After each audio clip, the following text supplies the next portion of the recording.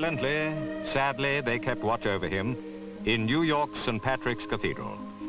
Senator Bobby Kennedy, a man who aspired to the summit of greatness, but who died along that noble route, victim of an assassin's bullet. The great Roman Catholic Cathedral was an island of peace and coolness. It was also a place of the deepest grief for the thousands who had waited in the humid heat to say goodbye to the man who had so much to do, but whom fate did not allow the time. The rich, the poor, Negro and white, they came on this sad summer day to weep, to pray, to mourn, to pay homage.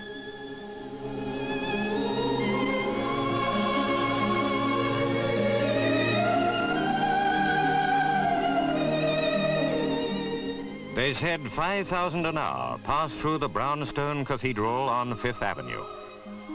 But the many who went, some to look silently, others to cry unashamedly, were but a representative few of a nation of millions, stunned, horrified, and grief-stricken by the dread deed which had taken the life of yet another Kennedy.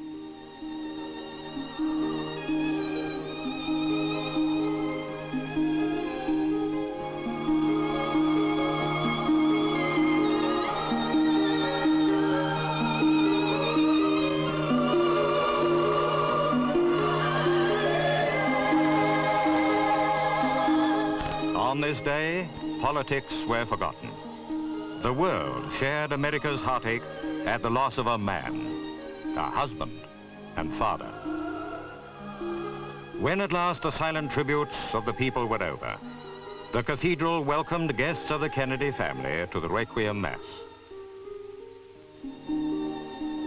Cary Grant was amongst them. There were so many friends, so many grateful to be allowed to make this personal mark of respect. Averell Harriman, Harry Belafonte, Richard Nixon, Nelson Rockefeller,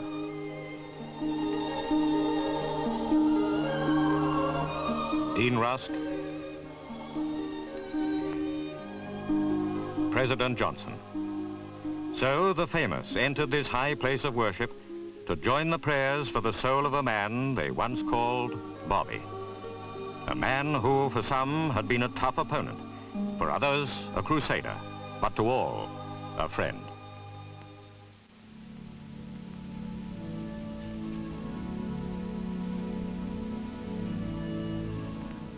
Sadly, but with pride, they heard about this man. Sadly, too, they joined the prayers and sang the hymns with the bereaved Kennedy family. While outside, in the summer heat, the grieving family of all Americans also sorrowed for the loss of not one, but two men, the brothers John and Robert.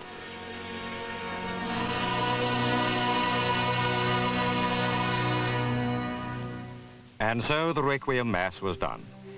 And out into the sunshine of a June day came the clergy of a faith which was so strong in Robert Kennedy, whose coffin was gently and carefully carried from the holy place for the journey to the spot where it would rest for eternity.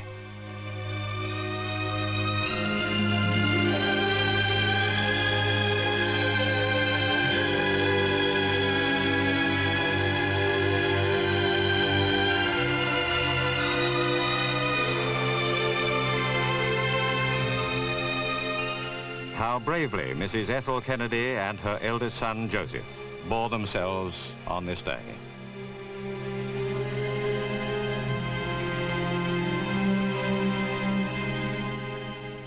Members of the Kennedy family followed the coffin from the cathedral. In this time of tragedy, their close kinship was such comfort, for together they were to return once more to the cemetery on a hill above Washington, where less than 5 years before they had laid to rest another Kennedy son. Now this train was bearing the body of Robert to join his brother on that hillside.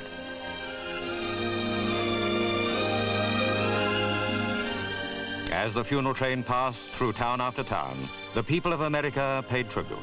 But even now there was more tragedy. 2 people were killed by an oncoming train. The journey was delayed.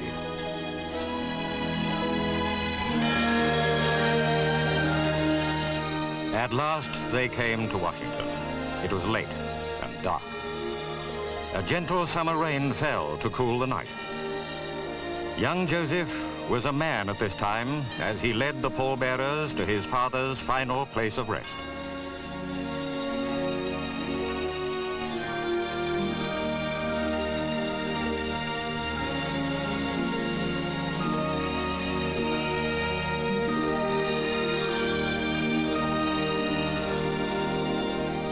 Among the pallbearers was Lord Harlech, Averell Harriman, and former astronaut Colonel John Glenn.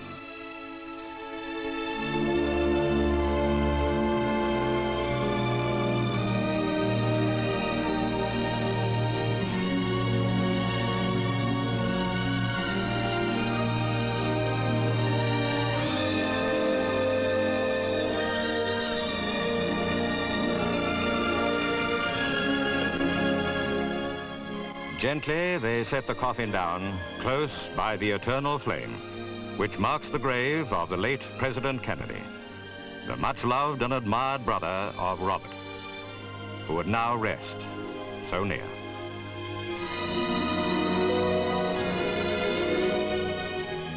The flag which had draped the coffin was folded in traditional manner by Colonel Glenn as the family sadly looked on.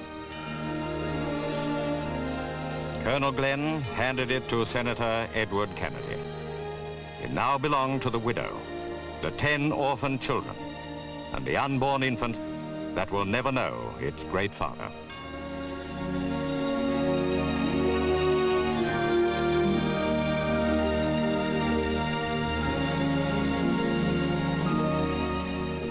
Mrs. Ethel Kennedy knelt in final prayer.